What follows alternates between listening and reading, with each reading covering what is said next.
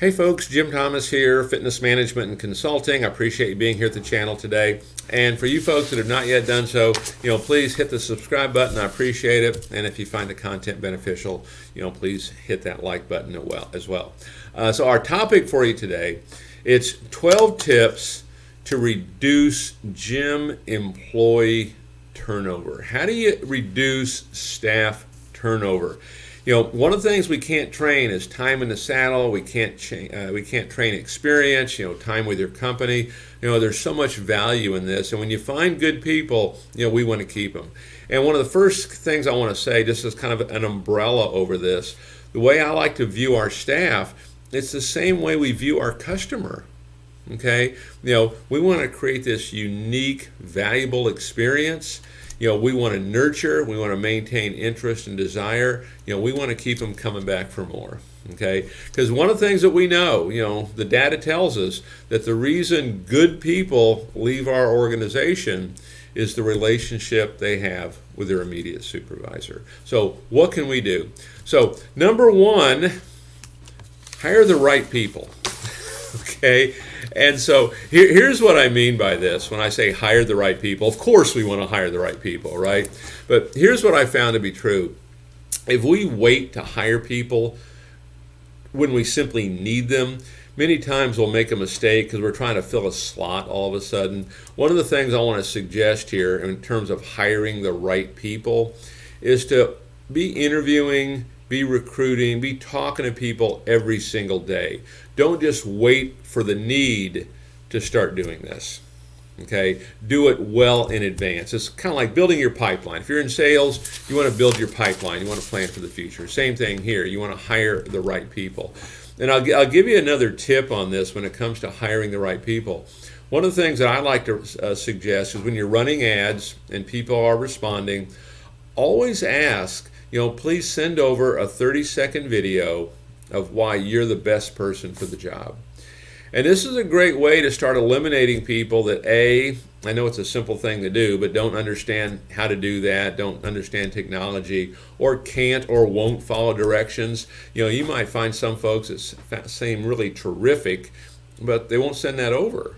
Well, if they won't send that over when they're trying to get the job, how are they going to follow directions later? So when I say hire the right people, that's kind of what I mean by that. Number two, it means straightforward here, fire people who don't fit. If you've got people in your organization that don't fit, there's really no reason to keep them around. Okay? And in part because what you're telling everybody else is this is what I will accept. I will accept this level of performance. And with that said, one of the things that I look at when it comes to dismissing somebody, and I don't take it lightly, okay, when we do this, okay, I use that word fire there, but I don't take it lightly, is what our responsibility is, what your responsibility is as a manager, as a leader, okay, someone who's trying to develop folks, is our job is to give 100% of our effort to make somebody as good as they can be. That's what our responsibility is. Give 100% of our efforts to make somebody as good as they can be. And now, at whatever point we feel we can't do that, that's when it's time to let somebody go. Okay? Don't let them stick around once you've reached that point. Okay? Do them a favor and you and your business a favor by letting them go. Now, if they're not quite cutting it, but you're still hanging in there, okay, from where I sit, that's good enough reason to keep them around at that point. So that's how I would look at some of that. Number three, keep your compensation programs and your benefit programs current. I mean, what you're trying to do, just like you are in your business with your customers, you want to do the same thing with your staff, is how do we differentiate ourselves with everybody else? Okay, keep your compensation current, keep your benefit program current, have, nice pay for performance. So when people perform, they get paid. And what kind of benefits do they get? I mean, maybe they get childcare for free. Okay, maybe they get personal training at a discount. Maybe they get free initiation fees for family members or close friends that want to come in. Maybe you've worked out programs with local restaurants and local dry cleanings where your employees get special discounts. There's a lot of things you can do, but keep your compensation and benefit program current. Again, you're trying to differentiate from what everybody else is doing. Why should someone want to come to work for you? Number four, encourage generosity and encourage, being grateful. Okay, make this part of your culture. We want to be generous with our time. If you've got new people that are coming in, maybe we're going to assign one of our veterans to help one of our new folks, and one of our new folks is going to shadow one of our veterans. But encourage generosity, encourage helping others, encourage gratitude, and talk about these things. So much of this is going to come from us and how we choose to view this. All right. Number 5, let's recognize and reward employees. I think you would think that would go without saying. We should do that. I know I talk to a lot of owners, a lot of operators, a lot of managers that don't want to do that because they feel like if they do that, people are going to let up. Okay? Show your appreciation. People are going to do more for you. They're going to work harder. They're going to get better results if they know their efforts are appreciated. Recognize and reward them. I've talked before, one of the first things I've always done, you make that sale, I don't care what the circumstances are. Hey, thank you. I appreciate it. Okay? Now, if you've gotten really good at this, I might say, thank you, I appreciate it. Now, how do we do on referrals? Okay? So I might do that. And have rewards, give out plaques, give out trophies, give out certificates of achievement, but really recognize and award your team. Number 6, offer flexibility. Okay, offer flex schedules. Offer the chance to, maybe there's part-time opportunities, maybe they can come in later in the day, but offer flexibility on scheduling, offer flexibility. A lot of times you can get employees, you can hire people that maybe ordinarily you could never get, if you didn't offer flexibility in what you're doing. Number 7, pay attention, to your employees' engagement. How are they engaging with all of this? Okay, if you have marketing logbooks and maintenance logbooks and training request logbooks, how are they participating in all this? How are they participating in training classes? I know one of the things that I always look at in training, I want the engagement. I don't want it just me talking. Okay, I want to hear where people are coming from. And I always pose the question to everybody, and then we all go through, hey, what's working well, what's not? I want to hear. You tell me what's working well, what's not. And you get a variety of answers on that. But then I want other people also to comment, because other people may have answers too. So I'm looking for this engagement, and how are we interacting with the group? Number 8, I want to prioritize employee happiness.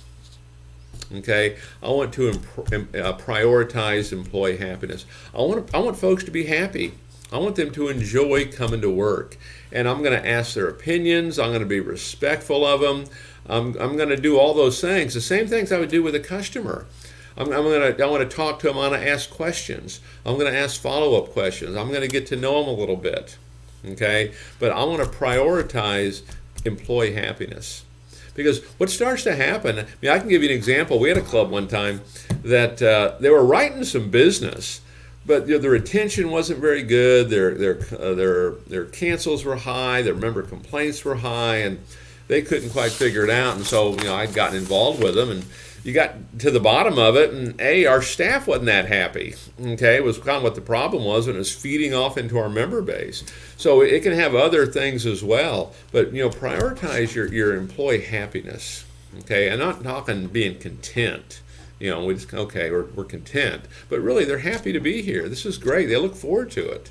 Okay, I remember when I was offered my first manager's job, I actually turned it down. Because I was so happy with what I was doing, why would I want to do anything else? Okay, and they were pretty persistent. They talked me into it. I eventually took it, but initially I thought, why would I want to do that? Okay, I'm pretty happy doing this. Okay, number 9, for your staff, for your employees, create opportunities for development and growth. Create opportunities for development and growth. And so, what do I mean by that? Be training all the time. Have weekly hourly training classes that you conduct. Be disciplined, do it week in, week out, and have daily trainings that you do. Okay, and have opportunities for growth. If you're the manager and you're going to step out for an hour, put somebody in charge. Hey, you're the MOD for an hour. Here's what I expect. I'm going to let you run Friday nights. Here's what I expect. We're going to let you run Saturday or run Sunday. Here's what Here's what I'm going to expect. And so train them and then give them opportunities for growth. Okay. Again, how do we differentiate ourselves, with our staff compared to what other folks are doing? And sometimes it's not just what other gyms and fitness centers are doing, what other businesses are doing that hire that same type person. If it's a front desk person, that maybe that front desk person, they might work at a retail establishment or maybe even fast food or something like that, and they're paying more money, or what are they doing? What do those benefits look like? How do you compete with this? Okay, how do you differentiate? And so training your staff's a great one, having opportunities for growth. Number 10 is clean up your performance reviews. And I know a lot of clubs do performance reviews, a lot of clubs don't. In many cases, at least the ones that I see, it's not always positive. Okay, not a lot of people look forward to it because it's like, oh, here's their chance, they're going to tell me everything I'm doing wrong. And one of the things that we've done a pivot to, okay, is we don't necessarily do kind of the traditional performance review. We'll do a self-evaluation. And so we'll hand over, to the staff, here's a self-evaluation form. We want them to do it. Let them do that review. And it's pretty remarkable how true they are on that a lot of times. They'll talk about things that we see, and it's much easier when they bring it up, and now we can talk about how to fix it. So we'll do a self-evaluation. Okay? And actually, if any of you would like a copy of that, just email me. Okay, my email is below, or hit me up on Twitter at Jim Consultant. Be happy to send you one of those. Okay, so clean up those performance reviews. Again, we do a self-evaluation on that. Provide a vision of inclusiveness. Okay, we want everyone to feel included. We want everyone to feel like they're a part of this. And so provide that vision. We want to hear people's opinions. We want to hear, what they think. Okay. One of the things that I do, when I go into, say, a big turnaround type operation, and one of the first things that I will do is I'll send out what I call a get acquainted worksheet, okay? And so I ask a host of questions, trying to get to know the person, but also I want to kind of pull from them, their knowledge of the operation, what's working, what's not working, so I can kind of speed up, kind of how I do things. But one of the things that I attempt to do, because I get that information, I'll also sit down and talk with each person, interview them, if you will.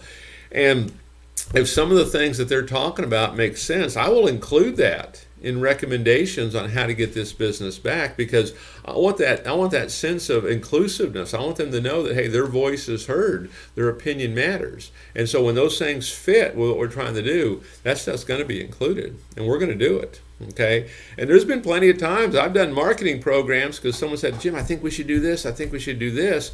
And sometimes I'll do it just because, okay, you believe in it that strong, let's make this thing work. Okay, and then finally, demonstrate and cultivate respect. Okay, let's be respectful to our staff. Okay, I mean, I'll use myself as an example. When I first started in this business, I was recruited, okay, and they compensated me a little more to get me in there. And I didn't really want to do it because I didn't really think that sales was going to be my thing, and it wasn't for a while. And I really struggled. I mean, I was terrible at it. Okay, for anyone watching this, if you're struggling, I can just about guarantee you I was worse. Okay, but I figured it out. But part of that reason is the person that hired me, every single day, it was respect. It was never anything less. And it made me want to work that much harder. It made me want to figure this thing out. And, a story that I've told before is, I remember this is when I'd become pretty good. I was to the point I was 100 sale a month, kind of salesperson. And I remember it was a Thursday, and we're sitting at 0 at close of business. Not good, and not good at all. And, there was no disrespect throughout the day. I knew it wasn't good. I didn't need to be told, okay? But it was a respectful situation. But, I didn't want to leave, okay? And so it was like 10:30. Club had closed 30 minutes ago. I still didn't want to leave. And lo and behold, someone comes walking in at 10:30, okay, wants to see the club. And manager said, hey, Jim, would you take him through? Absolutely, I would. I took him through, and I think I sold him like a $3,000 package, a big package. And from a dollar standpoint, kind of saved the day. Units were bad, but the dollar standpoint saved the day and actually gave a bump for us a little bit. And here's what I remember. I wrapped it up, and whatever time that was, manager comes over. He says, Jim, thank you for that sale. He goes, I know it was a long day for you. It was a long day for me too. I appreciate you staying. I appreciate you getting that deal done. He demonstrated, respect. He cultivated that attitude of respect. That's one of the reasons that I was able to do it, okay? Because not every manager would have handled it the way he did. So demonstrate respect, to your staff. So take a look at these tips, 12 tips. A lot of this is not done, okay? Just being nice is fine, but that's not enough. Let's look at these 12 tips. We want to treat our staff like we treat our customers. Folks, my name is Jim Thomas. My company is Fitness Management and Consulting. Check out the links below to learn more about my company and how we can help you grow your business. And we look forward to seeing you all in that next video.